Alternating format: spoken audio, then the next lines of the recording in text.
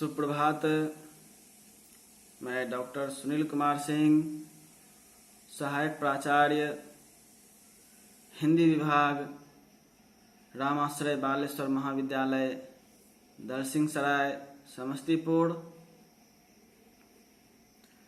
आज के इस वीडियो में मैं पुनः हिंदी प्रतिष्ठा प्रथम वर्ष के द्वितीय पत्र में संकलित एकमात्र महत्वपूर्ण कवि विद्यापति द्वारा रचित एवं राम वृक्ष बेनीपुरी द्वारा संपादित विद्यापति पदावली की पद संख्या 195 आपके सामने लेकर प्रस्तुत हुआ हूँ। तो विद्यापति पदावली में संकलित 195 संख्या दोहा में निहित जो विद्यापति के संदेश हैं उसे मैं आपके सामने प्रस्तुत करूंगा। तो विद्यापति ने इस पद में भी श्रृंगार के वियोग पक्ष का अत्यंत मार्मिक वर्णन किया है। वे इस पद में भी दिखाते हैं कि श्री कृष्ण के वियोग को झेलती हुई गोपिकाओं की क्या दशा हो गई है, किस तरह वे महीनों श्री कृष्ण की यादों में खोती आ रही हैं और उनकी यादों में खोए रहने की वजह से उनकी क्या दशा हो गई है, इसका वर्णन विद्यापति ने इस पद में किया है। तो विद्यापति ने गोपिकाओं के माध्यम से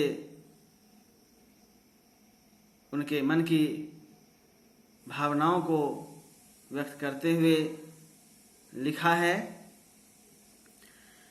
आसक लता लगा ओली सजनी, नयनक नीर पटाए। गोपिकाएं कहती हैं कि मैंने आशा रूपी एक लता लगाई है और इस लता को जिंदा रखने के लिए मैंने अपनी आँखों के आंसू से उसकी सिंचाई की है। यह आशा की लता क्या है? इन्होंने आशा की लता क्यों लगाई है? तो निश्चित तौर पर हम कह सकते हैं कि श्री कृष्ण के आने की आस में इन्होंने आशा की लता लगाई है। इन्होंने श्री कृष्ण के आने की आशा में अपने आप को लगातार उनकी यादों में खोने की, उसकी यादों में खोए रहने की पूरी कोशिश की है और वो कहती हैं कि लगातार उनकी यादों में, उनके आने की आस में मैं तड़पती रही हूँ और यह आशा की जो किरण है, उनके आने की जो आश है, वह मुरझाए नहीं, इसलिए लगातार अपनी आँखों के आंसू से इस आशा रूपी लता का सिंचन किया है, इस आशा रूपी लता को बचाए रखने की कोशिश की है। वे कहती हैं, से फल अब तरुणत भेल सजनी, आंचर तर न समाए।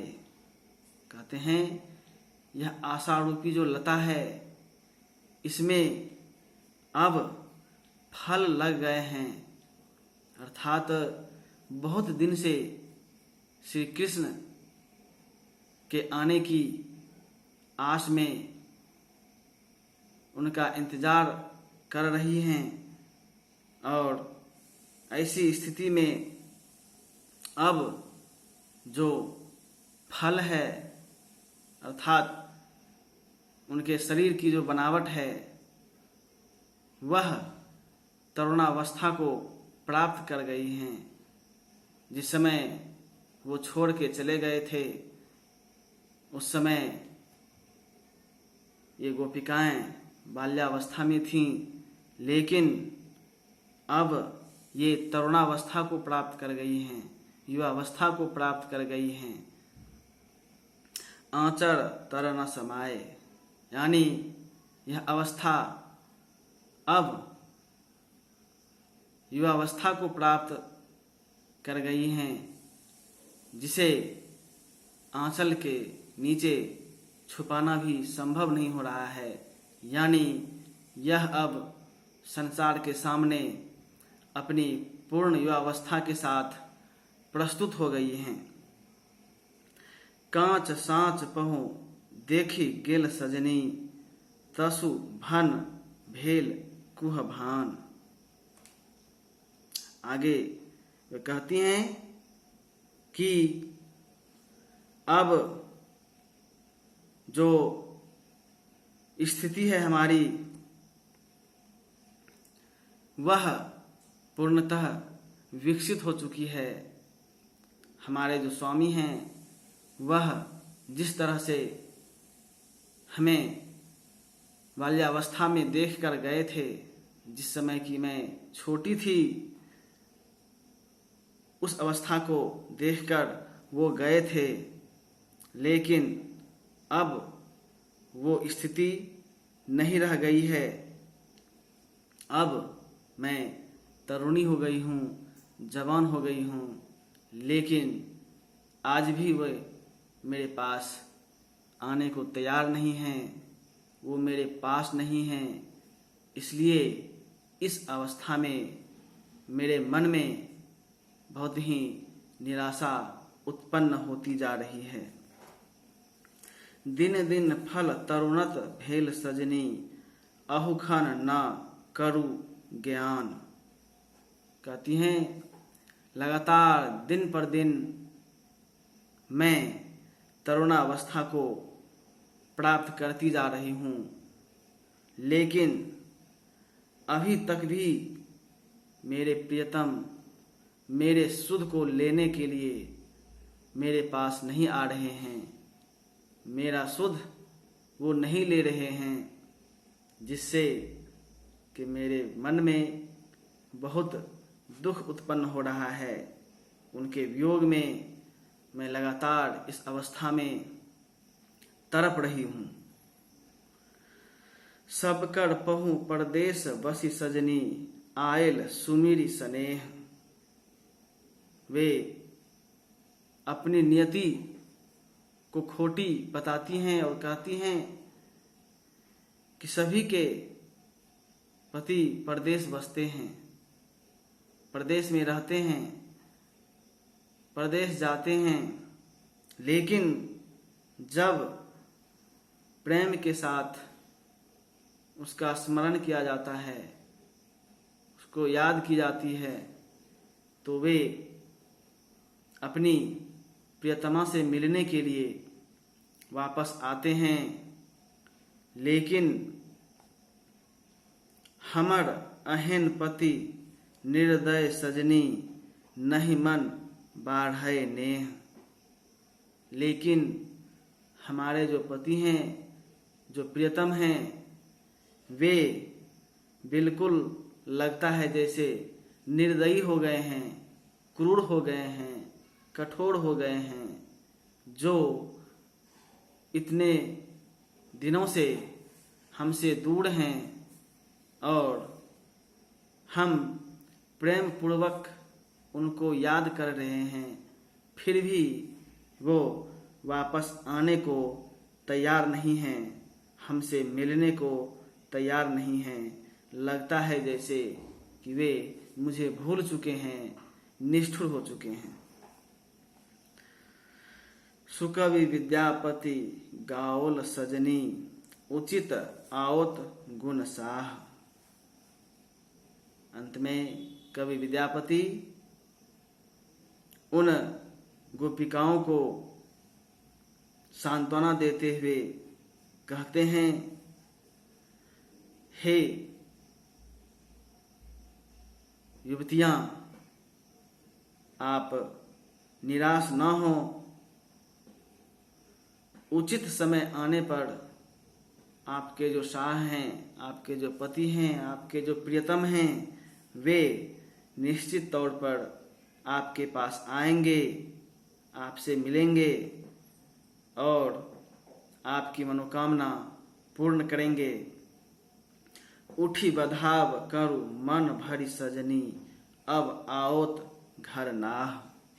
विद्यापति उन गोपिकाओं से कहते हैं कि आप इस विरहावस्था से व्यथित जरूर हैं, लेकिन अब मिलन का समय आ गया है।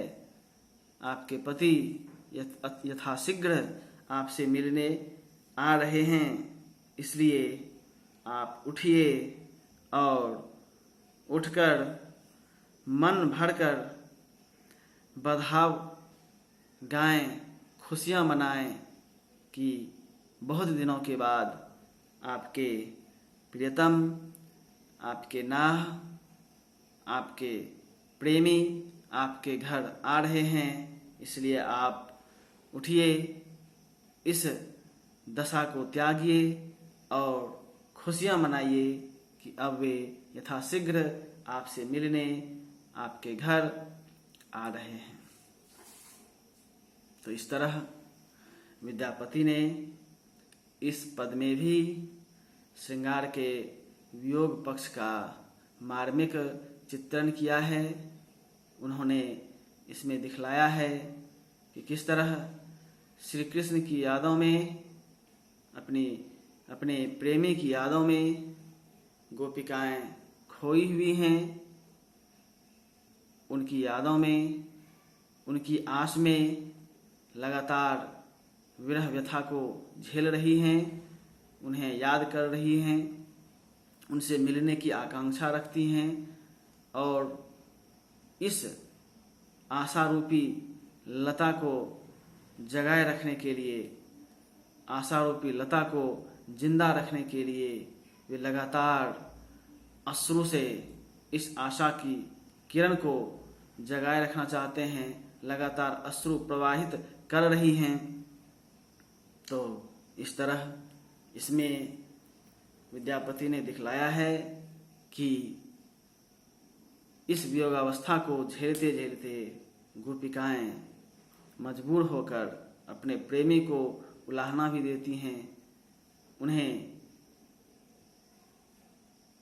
बहुत कष्ट हो रहा है इस अवस्था को झेलते हुए, इसलिए वे अपने प्रियतम को उलाहना देते हुए भी अपनी नियति को ही खोटा समझती हैं और कहती हैं, सभी के पति प्रदेश में बसते हैं, वे घर भी आते हैं, लेकिन हमारे जो पति हैं लगता है निर्दय हो गए हैं, कठोर हो गए हैं, इसीलिए हमारे घर नहीं आते, इसीलिए हमसे आकर नहीं मिलते। तो इस तरह इस पद में भी योग का जो मार्मिक पक्ष है वह पूरी तरह से उजागर होता है और विद्यापति ने इस योगावस्था को अत्यंत मार्मिक प्रसंग के माध्यम से, मार्मिक पंक्ति के माध्यम से प्रस्तुत करने का सफल प्रयास किया है। तो उनका यह पद योगावस्था को पूर्णतः व्यक्त करने में समर्थ है। इस तरह आज का यह वीडियो यहीं समाप्त होता है। हम फिर मिलेंगे नए वीडियो में नए विषय के साथ। धन्यवाद।